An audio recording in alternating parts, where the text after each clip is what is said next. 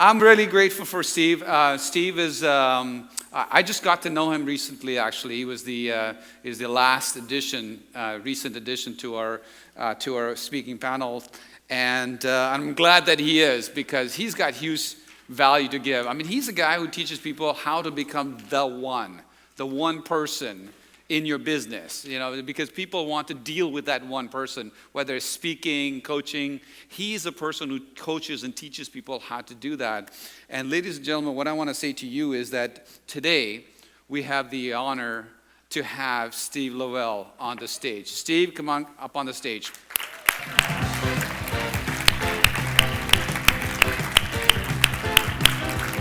you, brother. Welcome. All right. Folks, I have about 2 hours worth of content to give you and about 20 minutes in which to give it. So I'm going to break a whole bunch of speaker rules up here. I'm going to speak way too fast. I'm going to give you way too much information. But at the end of it, I'm going to give you a gift that is going to help you compile everything that I'm going to share with you today. And if you look up on the screen, you're going to see it says get the videos at www.forwealthmasteryonly.com. I have a series of videos that I've created for you that contains everything that I'm going to share with you today, and it's yours as my gift. And the reason I did that for you is because some of you are going to be compelled to take notes, and that's cool. But some of you are going to want your eyeballs up here because there's going to be a lot going on up here, and you're not going to want to miss that. So one more thing I want to mention real quick is at the end, the gift that we're going to share with you is that my wife Jane and I are going to be doing a couple of follow-up sessions. Our gift to you, one on Monday, and if you can't make Monday, there's one on Thursday that's going to take what we're going to cover today and bring it to an entirely new level for you. So you can talk to us about that at our table at the back if you like. Now, before we get started, I have a question for you. Put up your hand if you or somebody you know is in the market for a tennis instructor. Put your hand up nice and high like this. If your hand is up, keep it nice and high. I'm going to ask you, look around the entire room, and I can't see everybody. How many hands are up? One. Really? Who is in the market for a tennis instructor? One, right over here. And she's not even from Canada. We have done this all over the world to thousands of people, and that is by far the most hands that have ever gone up in any audience. It is true. That is a fact. Now, there's about 300 people here. I'm going to guess that at least 50 of you are either in the market for a tennis instructor right now, or you know somebody who is. And now you're thinking, okay, Steve, how are you going to make that work? So let me tell you about this guy named Brian. Brian came to me about 12 years ago, and he said, Steve, I'm going to all the networking events. I'm meeting all the people. I'm getting all the business cards. I'm shaking all the hands. I'm making all the phone calls. And he said, I'm just not getting the business that I need. I said, well, Brian, what do you do? He said, I'm a tennis instructor. So we see what the market is for tennis instructors. So we taught Brian 3 fundamental principles about positioning. And the first principle is this. You hear the marketing people and the positioning experts and the branding experts, and they're going to talk about differentiation. They're going to say, you need to be different. But here's what we've learned, is you don't actually have to be different. You only have to appear to be different. And you appear to be different by changing the language that you use when you talk about yourself, so that you can train the world out there to change the language that they use. So the first principle is you don't have to be different, you only have to appear to be different. The second principle is you appear to be different by changing the language that you use. And the third principle is that it's not enough that they understand you, they must be able to repeat it. So, if you were to run into Brian today and you say, Brian, what do you do? He would say something like this. He would say, you know how sometimes kids have so much energy, they're bouncing off the walls, and the parents get so frustrated because they have no idea what to do with them? He'd say, well, what I do is I take kids of any age, I bring them on a tennis court, I absolutely exhaust them, and I hand them back to their parents. Yeah, go ahead, I got time. Yeah. So, let me ask you this question. Put up your hand if you know somebody who might be in the market for a tennis instructor. Okay. Now, if your hand even started to go up, keep it up nice and high. Keep it up nice and high. I said 50, right? Now, if you look around the room, I don't have time to count, but would you agree there are more than 50 hands up? Yes. Now, here's the point of that exercise. That is 50 pieces of potential business that Brian is leaving on the table every single time he looks and sounds like everybody else. And if he just changed the language that he uses, look at the difference in the perspective. So that's what we're going to talk about for the next few minutes. So let me show you why all that happens. So I'm just going to do a little bit of stage setup here with these flip charts. Just give me 1 second. You speak amongst yourselves for 10 seconds very quietly. Okay. So my wife Jane is here. Jane, could you stand up so people could say hello? Say hello to my lovely wife Jane. Jane and I just, this past August, celebrated our first wedding anniversary. We're a new couple. Yeah, she's absolutely. Yes, Jane hired me to teach her how to sell from the stage, and I oversold, apparently. So, wow. I want to show you this. This thing that I'm going to show you here could be the most important tool in your entire business. Now, some people use this by accident and don't know they're using it. Some people use it deliberately and know they're using it. Most people don't use it at all. And I call it my Repumeter. The Repumeter is a tool for measuring something. What do you think the Repumeter would measure? Yeah, the state of your reputation, but from a very specific perspective. It measures the state of your reputation according to what people think about you and what they actually say about you.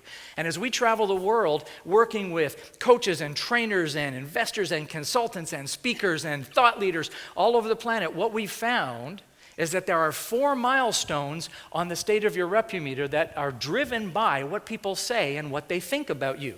And the first milestone is what I call obscurity. Now, obscurity means that nobody knows who you are, nobody really knows what you do. And you know you're in a state of obscurity when these things are happening. When the proverbial phone isn't ringing. People are not calling and they're saying, I want to work with you. That's not happening. You know you're in obscurity when you're not really getting the referrals that you think you should be getting. People are not calling you and asking you to speak anywhere. And you feel like you're the best kept secret.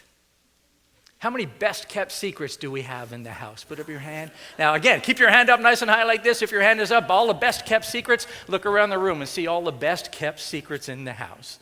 Okay, you're no longer the best kept secret, you're just a kept secret now. Okay, so, but you feel like in obscurity that everything is coming from a position of lack and need. It's kind of like, I need the business. I need to get some business so I can pay my bills. I need to get some business so I can get some revenue coming in. And so what happens is you start this process where, maybe if I update my website, somebody will notice me. Maybe if I update my LinkedIn profile, somebody will notice me. Maybe if I need to get a new video, write a new book, put out a new podcast, a new seminar, a new webinar, somebody's going to notice me for something. And it's really hard to survive in a state of obscurity because you are basically not in any category. Nobody's talking about you. But then if you do a few things right, you go to this next stage that I call competitive. Now, competitive, all that means is that you're in the game. It means that people know who you are generally, and they know what you do, but there's nothing that separates you from everybody else who does what you do. You're a tennis instructor. And you know you're in obscurity when these things are happening.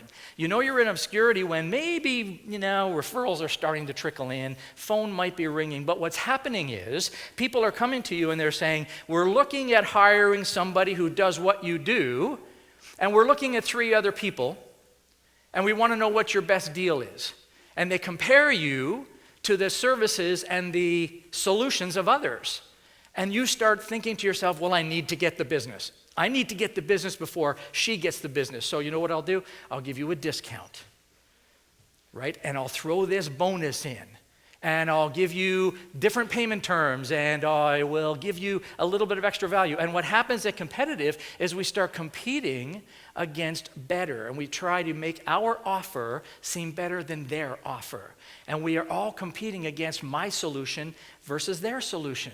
And you know you're competitive when people start asking you, what makes you different? Tell me about yourself. Tell me about your business. And what comes up is your solution. Well, I have my 4 pillars to this. I have my 5 secrets to that. I have a very unique model for this. I have a system that solves this problem. And you start talking about your solution, and now you're putting yourself in a position where you're comparing your solution to everybody else's solution, and now you're a tennis instructor. And you know what the worst thing that happens at competitive is when people who know what you do hire somebody else who does what you do. And you know, I remember being in this state. In retrospect, I was in this state for years and years and years because I was thinking in my mind, you know what? I am the best kept secret. I am different than all the other speaker coaches. This is what I've done for 30 years. Train coaches, speakers, authors, trainers, consultants, investors, real estate agents, mortgage brokers, everybody who's out there generating business. My job has been to help find magic in their message that they could never see. That's a gift that I have, and help them take that message and help them stand out by changing the way they present that message one-on-one to prospects or on a platform in front of thousands of people. That's my gift. That's what I do. And I knew I was really good at it. I knew I was different at it, but they didn't know I was different. And that was my problem. But then something else happens after competitive. If you do a couple of things right, you go to this stage, and I call it branded. Now, branded is a mission-critical point in your reputation, because some really significant things change at branded.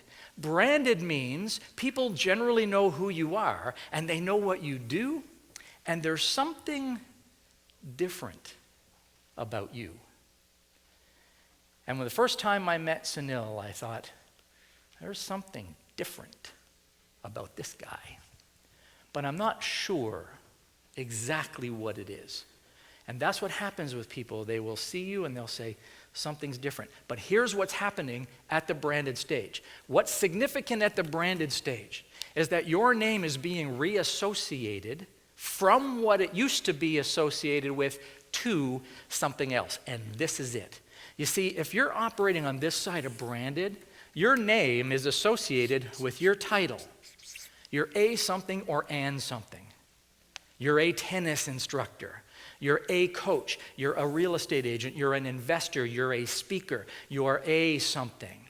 And when we answer and speak about ourselves in that terms, what we're doing is we are positioning ourselves in the competitive category to the wrong side of branded. But what happens at branded is this. Your name starts to become associated with something else. 3 things, and if you can get your name associated to all 3 of these things, then you get to this spot over here, and I call that V1. You are the only logical choice. And this is what has to happen to get you there. Number 1 is this. Your name is going to become associated with the results that you provide, which means people are going to start speaking about you in terms of the results that they get when they work with you. And your name gets associated with that. So Brian becomes no longer just a tennis instructor, right? Brian becomes that guy who's going to take your kids, bring them on a tennis court, absolutely exhaust them, and hand them back to you. That's the result. His name gets attached to that. So now he's a little bit different than the other tennis instructors. So that's the first thing that happens. The next thing that happens is your name becomes attached to the experience that you provide, which means clients come to you, audiences come to you, and they have an experience that changes them in some way, changes their perspective, or reaches beyond their intellect into their imagination and causes them to change and look at their condition differently. This is what Sunil is doing. He brings, Jack Canfield and some amazing other speakers up here for the purposes of changing your perspective and providing an experience that you can then attach his name to. So what is the experience that you provide the people in your world that they can attach your name to?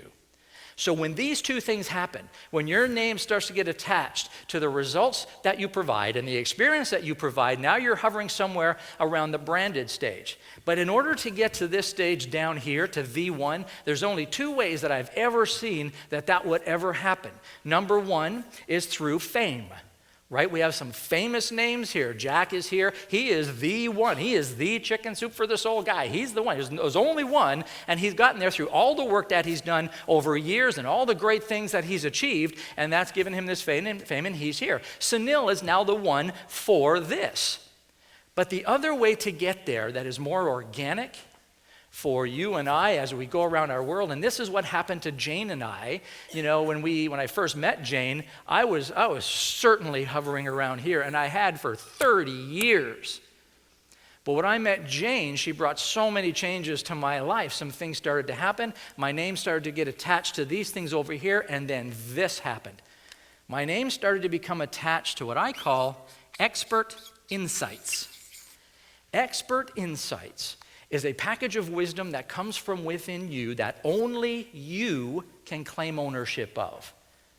And this is what we have been doing now all over the world, is helping coaches, people, speakers, trainers, authors, consultants, everybody just like you figure out what is that thing right there that makes you appear to be different from everybody else who does what you do. You see, it works like this. In our world, meaning the entrepreneurial space, what we've noticed is that typically people like you and I, entrepreneurs, we are primarily motivated by one of three foundational motivations. And it works like this. The first motivator is what I call a mess. Now, a mess means you've had something in your life that is really significant. Something has changed you in some way. You've had to crash through some barriers, climb some mountains. You've had to crash through some issues that you've had. And from there, you've extracted some lessons, and you take those lessons and you apply those to what you do. Now, I don't have a mess. Maybe you don't have a mess. But I have one of these, and maybe you do too. I have a moment in time when I realized what my gift was. In a moment in time when I realized that I can take anybody with any measure of knowledge and I can bring them in front of an audience and I can pull speaking magic out of them that they never even knew existed. I have that. And that's the moment that I thought, this is why I'm here. I'm good at this. That's my moment. And maybe you have a moment in your life where you defined why you're here, what your gift is, what your passion is, what your purpose is. But maybe you don't have a moment. If you don't have a mess, you don't have a moment, my guess is you probably have a mission. It's a bigger story. You've got a legacy that you want to leave. You have change that you want to affect in this world. It's a bigger cause. So let me just ask you a couple of questions real quick. Over here, I don't need to know where you are on the Repumeter. I just want to know if you know where you are. Put your hand up nice and high if you know where you are. Okay, keep them up. Again, just peer around the world. You'll see, I think just about everybody has their hand up. Thank you. Here's the next question. Put up your hand if you're exactly where you want to be. One hand. One hand. Now, okay, cool. Now, do you see the issue here? Now, again, over here, mess, moment, or mission, three primary motivators. Put up your hand if you can see yourself associating to at least one of those. Again, keep it up. Look around the room. Every hand is up. And this is how we validate this all over the world. But here is what happens. We take our mess, our moment, our mission, and from that we extract the lessons and all the motivation that we get from there, and we create from there our message or our business. If we're speakers, we create a message. If we're entrepreneurs, we get into a business that supports that mess, moment, or mission. And that is the problem. That's what makes you look and sound like everybody else, because this is what everybody does. We go to speakers' conferences all over the world. I'm the incoming president of the Global Speakers Federation, representing almost 63,000 professional speakers around the world. And we go to these conventions and we see 15 speakers in a 3-day period, and they're all awesome. They look great, they sound great, they got great stories, they got great PowerPoint slides, they got great content, they make us think, they make us laugh, they make us cry. And at the end of the 3rd day, when we walk out the door, guess how many we remember? 1 or 2. Why? Because everybody else stops here. And what we're after in our business is we're after influence and impact and income, and this is the gap that's missing. This is what your expert insights do. It's that piece of knowledge that comes from within you that only you can claim ownership of. And what that knowledge does is it changes the perspective of the audience. It changes the way they look at their condition. You reach past their intellect into their imagination and effect change at the emotional level. So if you're on these stages, if you're in front of a prospect, if you're at the networking groups, if you're in the boardroom, and all you're doing is transferring information, guess what? You're a tennis instructor. You don't want to be a tennis instructor. If you want to get to the one, you need to learn how to develop that piece of wisdom from within you that only you can claim ownership of. And so this is the gift that we're offering to you as our gift. We do these one-day workshops. We do them all over the world. We charge $1,000 US to attend. But Jane and I are offering them for you, one on Monday, and if you can't select Monday, then one on Thursday right here in Ottawa as our gift. And all you need to do is come and talk to Jane at the back table and let us know if you'd like to join us. And that's that. And so here's what we're going to do with that one-day follow-up. The morning is all about this. We're going to create for you, or show you how to create your expert insight system. We're going to reach inside your wisdom, your knowledge, your experience, your expertise, and we're going to find that nugget that only you can claim ownership of. And then in the afternoon, we're going to show you exactly how to stand in front of any audience, whether it's 1 or 1,000, and present it like a rock star. Does that sound like it would be fun? Yeah.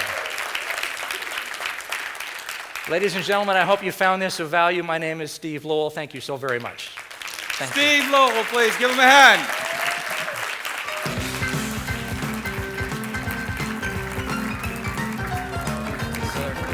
Good job. Thank you.